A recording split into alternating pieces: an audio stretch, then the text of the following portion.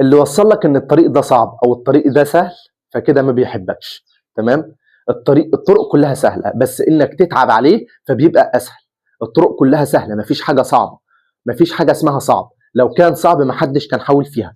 فالقصه كلها انك تستمر فيها وتتعب عليها بتبقى سهله بالنسبه لك، تبقى ميه. القصه كلها ان انت بتبقى اول خطوه عليك صعبه. لو نطيت النطه الاولى ممكن تجع فيها مره واثنين وثلاثه وعشره، مفيش مشكله.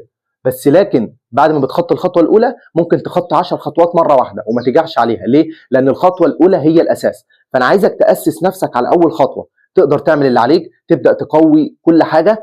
يعني لو مذاكره تبدا تقوي كل حاجه، التدريب ازاي وتعمل ايه والكلام ده كله. نفس الكلام في الرياضه، تعمل نفس الكلام، تاسس كل حاجه، ايه المطلوب ان انا اعمله، ايه الاكل اللي لازم اكله، ايه اللي ايه وايه، نفس الكلام. لازم تبقى عارف ان انت لو بدات في حاجه تاسس نفسك، علشان لو بدات ان انت توصل